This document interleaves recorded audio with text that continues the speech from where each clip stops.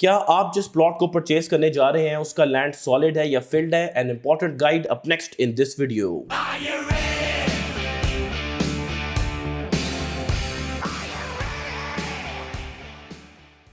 Welcome to another production of Property Gupshup. So it's more of an art until you do the soil test and then it becomes a science. लेकिन वो तमाम properties चाहे वो 2 हो, 3 हो, 4 हो या 5 हो, जो आपने शॉर्ट लिस्ट की हुई है कि इनमें से किसी एक प्रॉपर्टी को जो है वो मैं परचेज करके बाद में घर की कंस्ट्रक्शन जो है वो शुरू करूँगा। आप कैजुअली उन तमाम प्रॉपर्टीज़ पे सॉइल टेस्ट नहीं कर सकते कि इत्थे भी बोर कर दो, उत्थे भी बोर कर दो, चूँकि 20-25 हज़ार रुपया एक अच्छे सॉइल टेस्ट के ऊपर जो है वो लगता है। सो आप इमेजिन करें कि सिर्फ प्रॉपर्टी को फ़िल्टर आउट करने के लिए आप 50,000 से 1 लाख रुपया जो है वो लगा रहे हैं, ठीक है। It's not that practical. फिर जो ओनर्स हैं, जो मालकान होते हैं प्रॉपर्टीज़ के, उन प्लॉट्स के, उनके भी चांसेस बड़े स्लिम होते हैं कि वो आपको परमिशन दें और आप रिस्पॉन्सिबिलिटी शो करेंगे, आप या आपके रियल्टर, अगर वो आपको कहें जी कि आप ये सॉइल टेस्ट जो है वो ओनर को कॉन्फिडेंस में लिए जो है लिए बगैर कर दें, ठीक है। So you have to rely on the art part more than science. और ये बहुत ज़रूरी है कि आप इस चीज़ को हतमी तौर पे सर्टन करें कि जिस प्रॉपर्टी का आप बयाना देने जा रहे हैं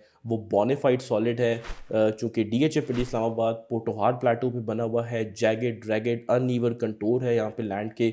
अगर आप कोई सेक्टर अपने सामने इस वक्त डेवलप होते देखें या phase for example river you south, जब हम गए उसकी साइट को विज़िट करने आज से 2 साल पहले, तो बहुत क्लियर आपको जो ओरिजिनल जोग्राफिकल फीचर्स हैं लैंड के वो नज़र आ जाते हैं। खाइयाँ, एलिवेटेड पॉइंट्स हैं। सेक्टर D है, DHA फेज़ 4 का डेवलपमेंट अभी वहाँ पे शुरू हुई है। अगर आप उसको देखें तो आपको काइंड ऑफ आइडिया जो है वो होना शुरू हो जाता है कि कहाँ पे मट्टी डालनी पड़ेगी, कहाँ पे मट्टी जो है वो नहीं डालनी पड़ेगी। लेकिन जो चीज़ें तैयार हैं 10 साल पहले की तैयार है, वहाँ तो ऑब्वियसली आपको ये लग्जरी ऑन ऑफर नहीं होती, ठीक है। So mere lapse of reason can pretty much turn out to be disasters for you and you end up paying lot of money जो मट्टी के नीचे चला जाएगा। कल को आप अपना घर भी बेच रहे होंगे, आप किसी को ये भी नहीं कह सकेंगे कि जी मैंने तो पाइल किया है 40 फुट क्योंकि उसके पैसे आपको बिल्कुल भी वापस नहीं मिलने हैं। अगर किसी सॉलिड प्लॉट पे बने हुए घर की कीमत 10 करोड़ है तो आपने अगर 40 फुट पाइल करके 2 करोड़ ज़मीन में डाला हुआ है तो आप 12 करोड़ जो है वो नहीं मांग सकते, ठीक है।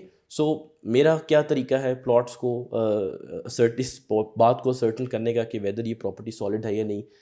मैं अपना मेथड जो है वो आपके साथ शेयर करूंगा एंड आई एम श्योर कि बहुत सारी मेरे जो पॉइंट्स हैं वो आप लोगों के साथ भी जो है वो ओवरलैप कर रहे होंगे, ठीक है। नंबर 1, जब भी मैं किसी प्रॉपर्टी को मैंने देखना होता है कि ये सॉलिड है कि नहीं, मैं सबसे पहले गूगल अर्थ इमेजरी जो है वो चेक करता हूँ, हिस्टोरिकल इमेजरी। मैं देखता हूँ कि ओरिजिनल लैंड फीचर यहाँ पे क्या था और जब डेवलपमेंट हुई तो प्लीज़ एक्सक्यूज़ मी, किस तरह के कलर्स जो हैं वो लैंड के नज़र आ रहे हैं, ठीक है। कोई पानी तो नहीं था वहाँ पे, कोई खाई तो नहीं थी।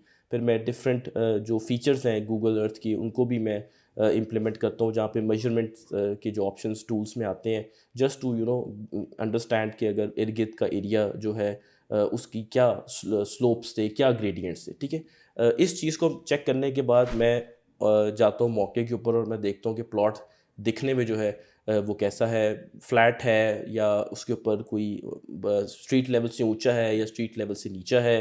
क्योंकि यूजुअली लोग समझते हैं कि स्ट्रीट लेवल से ऊपर हो तो सॉलिड है, स्ट्रीट लेवल से नीचे हो तो थोड़ा सा नीचे हो, या बेशक स्लोपी ना हो, फ्लैट हो लेकिन थोड़ा सा नीचे हो तो उसको भी जो है अक्सर लोग कह देते हैं कि ये फील्ड लैंड है, ठीक है।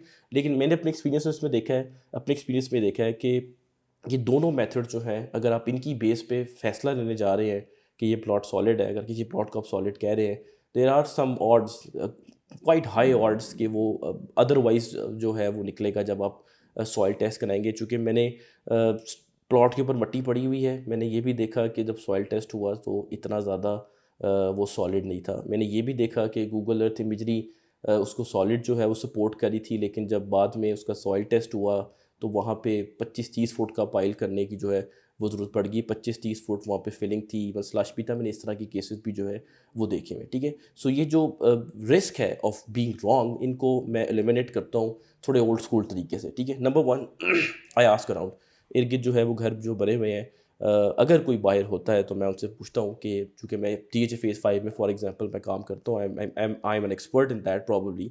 तो मैं उन लोगों से पूछता हूँ कि जब आपने यहाँ पे घर बनाया तो लैंड कैसा था यहाँ पे। और जब भी कोई घर बनना शुरू होता है तो जो उधर ठेकेदार होते हैं मैं उनके साथ जाकर डेफिनेटली गपशप लगाता हूँ, just to get an idea कि ये टेरेन जो है वो किस तरह का है, ठीक है। सो एक तो मैं I ask around to establish कि ये एरिया की जो स्ट्रेंथ है as far as land is concern वो कैसी है, ठीक है। फॉर एग्जांपल DHA फेज़ 5 में आपको बताता हूँ, अक्सर जब खड्डा लगता है सेक्टर C के प्लॉट्स में जो रिवर व्यू रोड के साथ हैं, तो हमें पता चलता है कि वहाँ पे फिलिंग जो है वो हुई हुई है। तो मैं किसी को मशवरा नहीं देता कि आप रिवर व्यू रोड के साथ वाले प्लॉट्स पे जो है जो स्ट्रीट्स लगती हैं सेक्टर C की, उनमें भी प्रॉपर्टी परचेज करें, जो कि डेफिनेटली वहाँ पे आपको फिलिंग का इंसिडेंट जो है इंसिडेंस मिलेगा, ठीक है। सेकंड, मैं असर्टन करने के लिए कि लैंड सॉलिड है कि नहीं, मैं ये देखता हूँ कि टेरेन कैसा है। अगर प्लॉट ऊंचा है तो ऑड्स बढ़ जाते हैं कि लैंड जो है वो सॉलिड होगा। अगर थोड़ा डिप्रेशन एरिया में होगा तो ऑड्स जो है वो बढ़ जाते हैं कि ये filling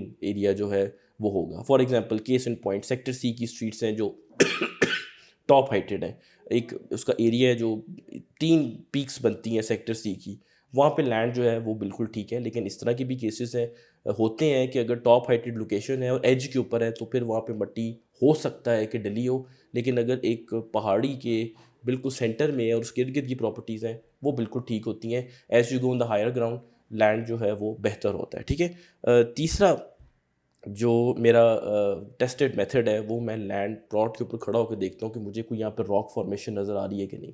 and this is one of my most favourite methods कि मैं उस लैंड को जो है वो देखने की कोशिश करता हूँ कि यहाँ पे रॉक फॉर्मेशन नज़र आ रही है नहीं। अगर आपको रॉक फॉर्मेशन नज़र आ रही है तो ऑड्स प्रीटी मच बढ़ जाते हैं कि ये लैंड हतमी तौर पे जो है वो सॉलिड होगा, ठीक है। सो ये कुछ 4-5 तरीके हैं, Google Earth imagery, on site visit, इर्द गिर्द का उस आप पूछें कि लैंड जो है वो किस तरह का है। जब घर बन रहे थे यहाँ पे आप उन नेबरहुड से जो है वो डेफिनेटली पूछें। और for realtors obviously it's very necessary that you keep track of all the happenings in your face, ताकि आपको पता हो कि घर कहाँ नए बन रहे हैं और उनकी वहाँ पे क्या सिचुएशन है।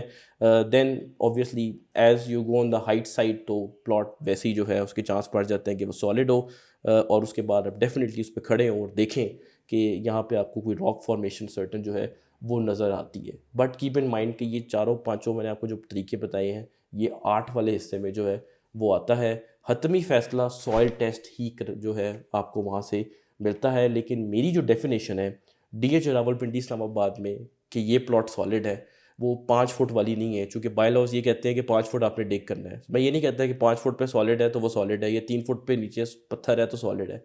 मैं ये कहता हूँ कि DH पिंडी इस्लामाबाद में अप टू 10 फीट भी आपको नीचे रॉक मिलता है, कंसिडर इट सॉलिड। पाइल और बेसमेंट बनाने से वे बेटर है कि आप वहाँ पे राफ्ट जो है वो कर लें। 20-25 या 30 लाख आपका एक्सपेंस आएगा, एटलीस्ट आपका करोड़ों रुपया एक्सपेंस जो है वो नहीं आएगा। अगर आप बहुत ही रॉक सॉलिड प्रॉपर्टी की तलाश कर रहे हैं DH पिंडी इस्लामाबाद में, तो उन प्लॉट्स की प्रपोर्शंस बहुत लिमिटेड है और आपका जो टाइम है वो काफ़ी ज़्यादा जो है उसमें लग जाता है। तो मेरी डेफिनेशन यही है एक सॉलिड प्रॉपर्टी की कि 10 फीट जो है कि नीचे 10 फीट स्ट्रीट लेवल से नीचे अगर रॉक है देन इट्स सॉलिड प्रॉपर्टी। मैं 3 फीट 5 फीट जो है वो नहीं कंसिडर करता, चूँकि ये पोटोहार प्लेटो है, ठीक है। So on that note do consider subscribing our channel Property Gupshup. Will keep doing such videos for you. Thank you very much.